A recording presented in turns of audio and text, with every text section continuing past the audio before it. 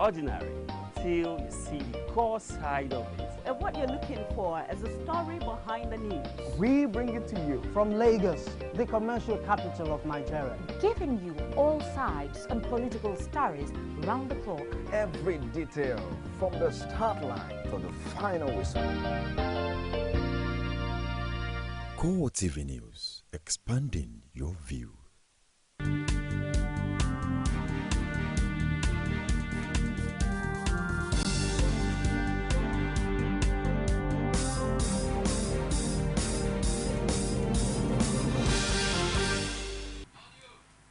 This is CoreTV News of the Hour with Nifemi Oguntoye. The Nigerian authorities have admitted that government negotiators may have not been speaking with the real leaders of Boko Haram more than 2 weeks after announcing a ceasefire deal. This position emerged at the National Council of State meeting presided over by President Goodluck Jonathan.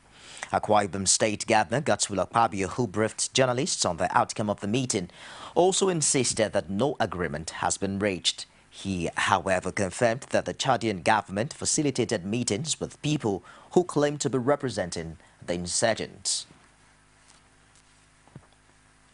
A high-level contact with the Republic of Chad was made, and that some persons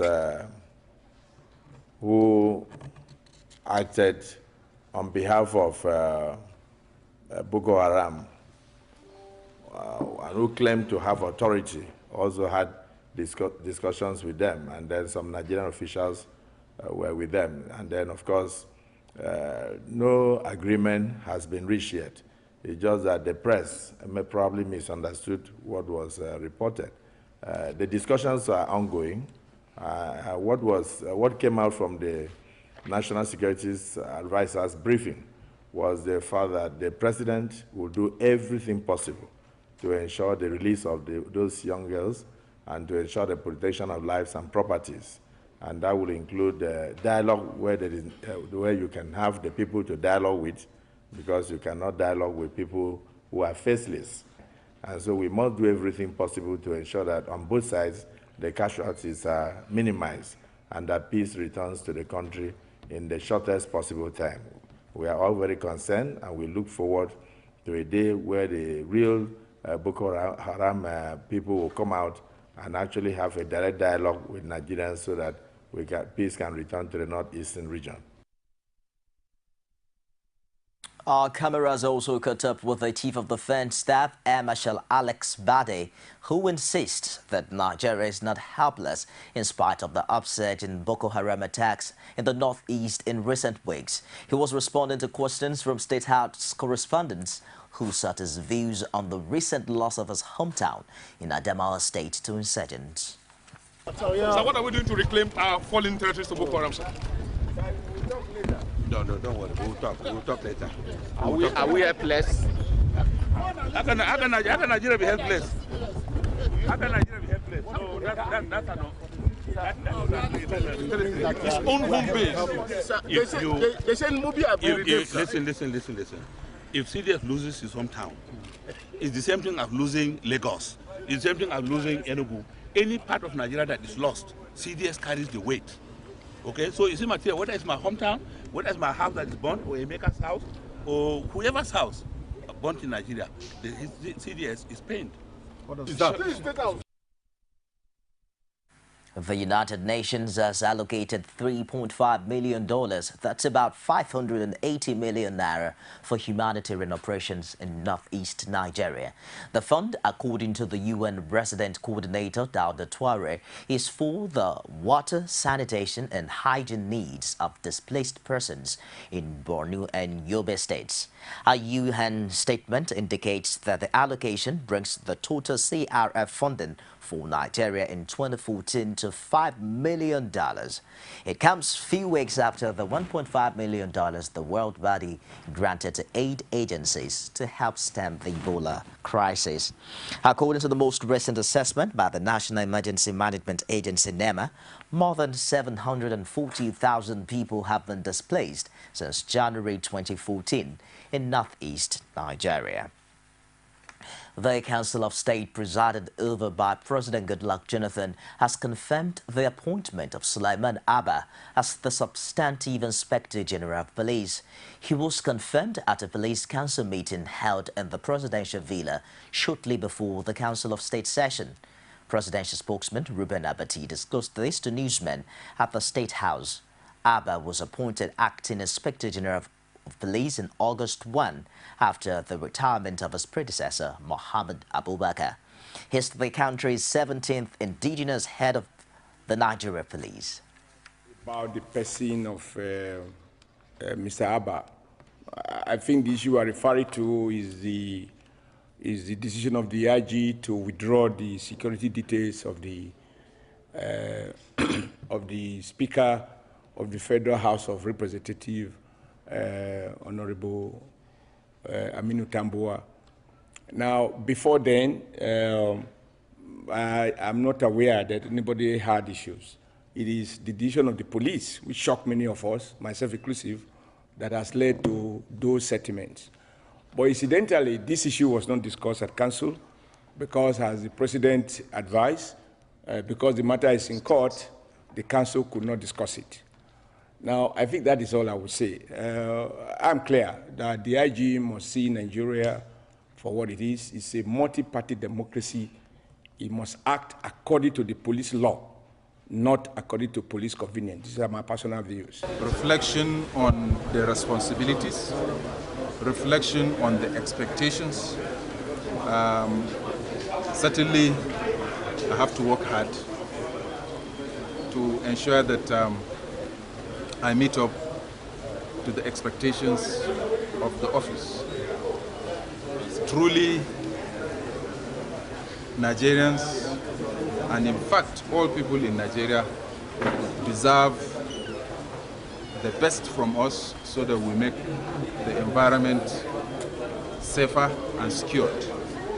I assure you, having reflected on all this, we will ensure that we manage all the resources in the charge of the Nigeria Police to ensure that they are used judiciously for the safety and security of the people in Nigeria.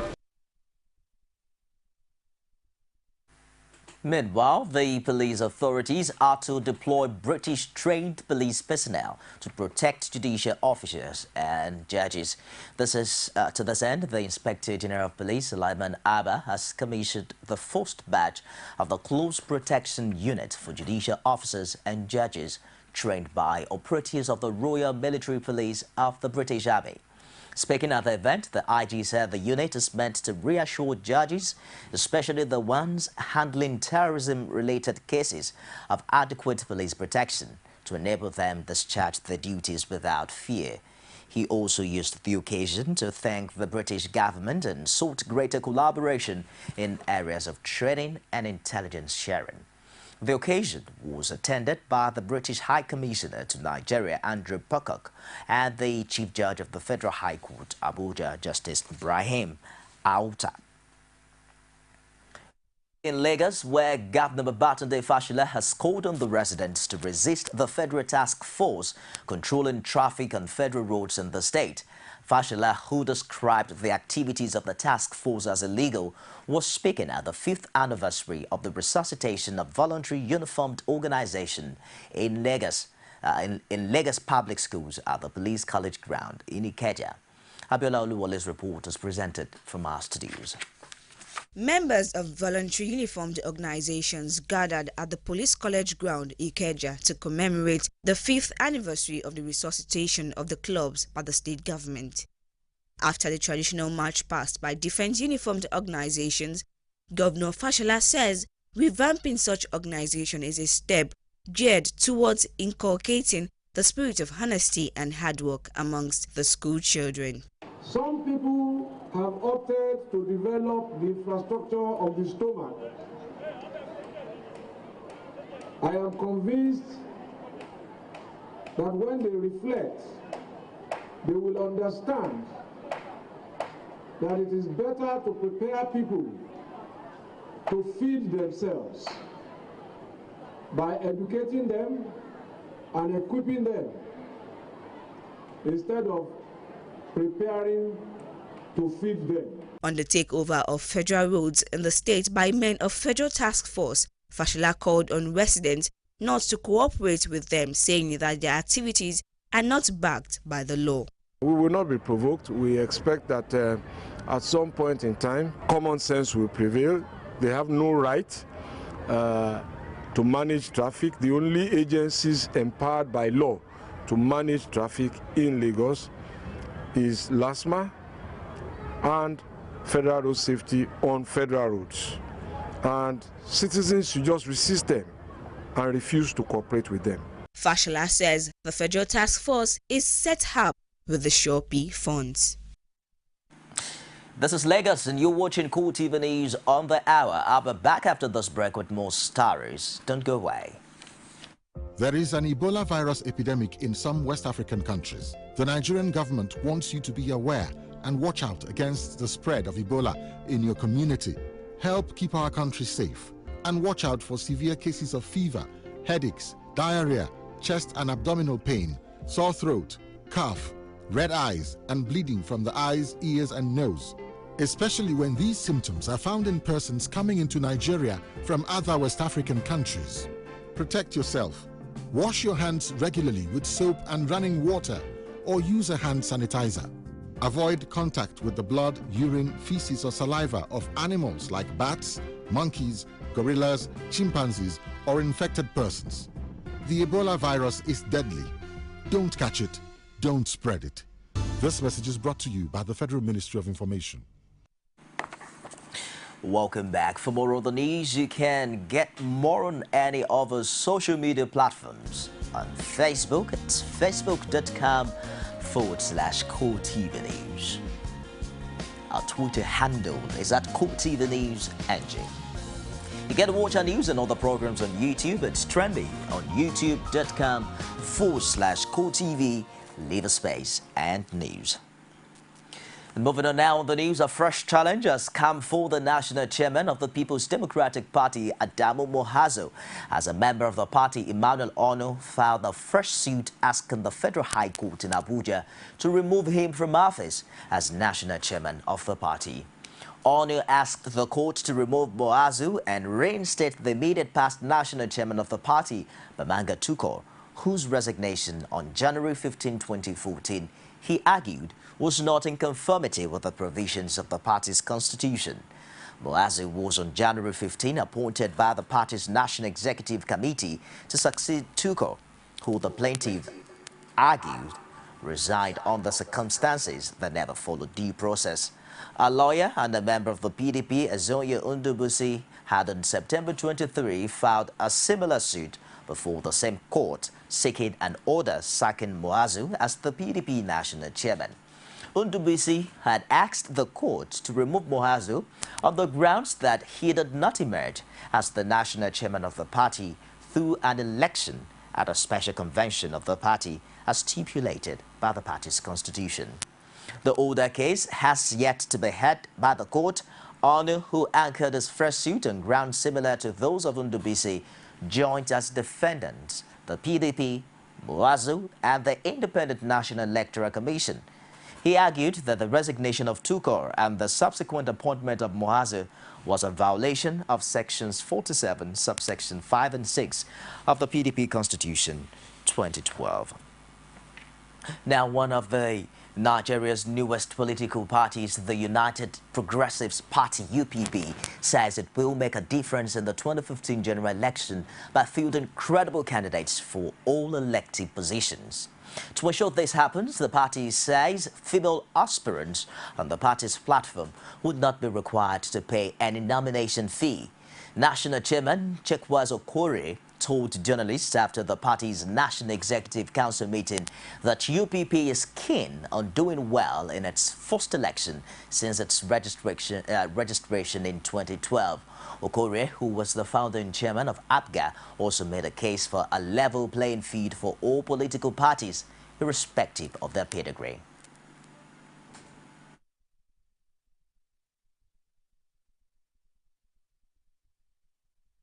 Approved the guidelines and timetable for our party's congresses / primary elections for all elective offices in the country, including the presidential primary election / National Assembly, National Convention. The National Executive Committee directs that only eligible candidates who have fulfilled the minimum condition contained in the party's guidelines for the general election shall be sponsored by the party to fly the party's flag at the elections. Exception is, however, made for female aspirants who are not required to pay nomination fees in line with our party policy on gender issues as contained in the party's manifesto. The National Executive Committee urges the Independent National Electoral Commission to continue to do all that is necessary to ensure that the 2015 general election is free, fair, credible, and transparent. The National Executive Committee urges President Goodluck Ebele Jonathan to encourage and indeed direct all security agencies, especially the Nigeria Police, to exhibit high level of discipline, civility, non-partisanship, and even-handed in all its activities before, during, and after the elections. The newly confirmed Inspector General of Police, Sulaiman Abba, has refused to speak on his decision to withdraw the orderlies of the Speaker of the House of Representatives, Aminu Tambuwal. He told State House correspondents shortly after the National Council of State meeting that since the matter is in court, he would prefer to remain silent. And that is, prejudice for me to comment on it. So it is a matter before the court. I think we have to wait for that. I wouldn't want to have any problem with the share. But does it concern you that that matter is hitting up the polity? Well, it's still a matter before the court. I think whatever the consequences to the polity, we have to wait for that.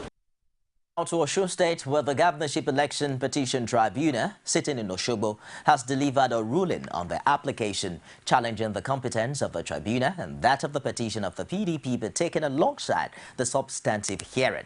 Chairman of the panel, Elizabeth Ekpejimi, says all other motions will be taken with the substantive matter of the petition. Rashid has more in this report. Delivering the ruling, which came a day late due to the illness of one of the panel members, Chairman Elizabeth Ekpejimi ruled that the preliminary objection challenging the competence of the petition of the PDP and the local standard of the tribunal in hearing the petition be taken alongside the substantive matter. The legal team of both the PDP and the APC, however, differ on the ruling. This is the first victory. The respondents lost the argument in this application, and the tribunal were very happy that they saw the need for very quick disposal of this petition. And therefore they ruled in our favor that all the preliminary objections should be taken together with the petition. They will not tell you a thing like that. You see, maybe they were interpreting that motion as an attempt to delay the proceedings. But what you will find is that in several petitions in which we have appeared, in which even PDP Council appeared together with us, these issues were taken preliminarily and resolved by the tribunals. But this attitude varies from tribunal to tribunal. Governorship candidate of the PDP, Iyola Omishore, who attended the tribunal sitting, posits that the ruling is good as it checks the time-wasting strategy of the APC, an assertion quickly dismissed by the APC Council as gross misinterpretation.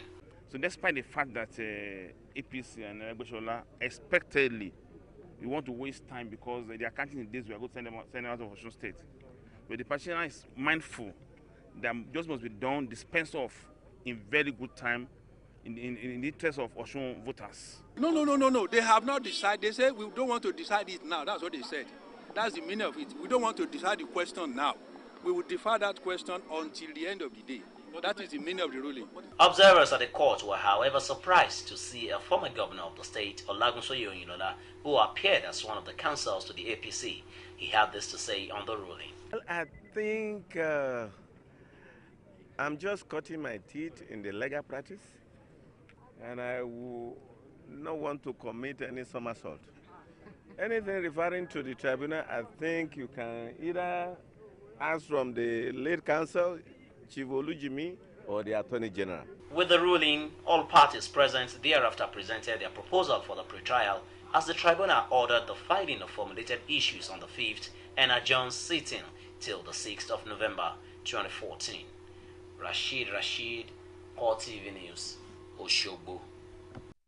And as the 2015 general election approaches, INEC's resident electoral commissioner Adekunle Ogumola enjoins eligible citizens to take part in the permanent voter cards and continuous voter registration exercises, as well as urging them to make the process less tedious for persons with disabilities by giving them preference at collection and voting polls. Omatayo Alo was at the media launch of Civic Education on inclusive voter participation, organized by the State Accountability and Voice Initiative SAVI, and found in this report. Voters' participation at an election forms a vital part of democracy. For a government to be of the people, for the people and by the people, its popularity is tested at the polls by the people. With this in mind, a civil society group, State Accountability and Voice Initiative SAVI, has stressed the need for maximum electoral participation by eligible citizens, especially those with disabilities. If you see persons with disability on the queue, just allow them to go to the front.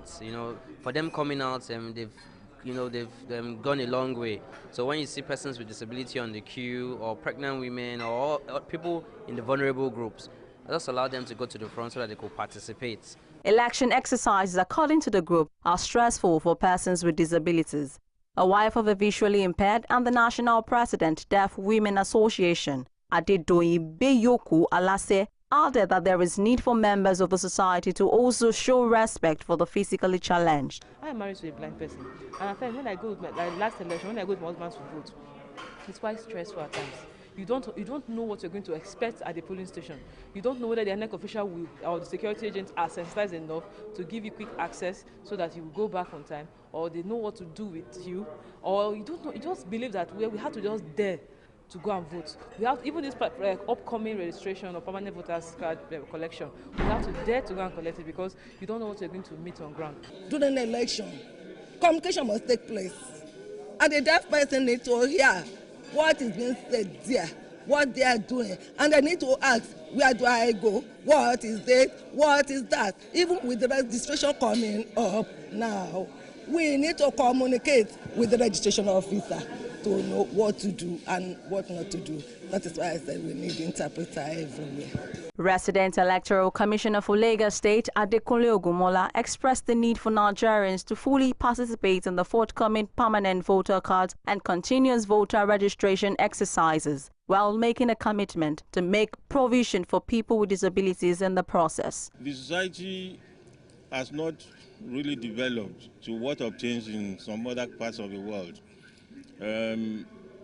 But I do know, like I told them, that when a physically challenged gets to the polling unit, Nigerians have a way of giving them priority when it comes to voting. So they will not be discriminated against in whatever form. With results of past elections showing little or no representation of the Nigerian population with disabilities, organizers of this event hope for more responsive representation in the 2015 general elections and in the future.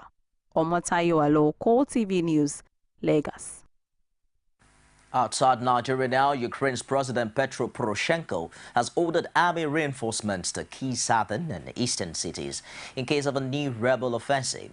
Poroshenko says the units were to protect Mariupol, Petyansk, Kharkiv, and the north of Luhansk region.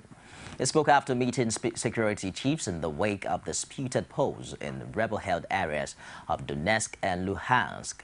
He said he was still committed to the current peace process, but has proposed cancelling a key plank of the plan. The peace process was laid out in a 5 September ceasefire deal agreed in Minsk, Belarus. Angered by the elections, Poroshenko has proposed scrapping a law that gave special status to Donetsk and Lugansk. Both regions staged swearing-in ceremonies for their pro-Russian leaders on Tuesday, following the elections there on Sunday. Alexander Zakashenko was inaugurated president of the Donetsk People's Republic, while Igor Plotinsky was sworn in as president of Lugansk People's Republic. The polls were held against a background of a conflict that has killed more than 4,000 people in eastern Ukraine since April.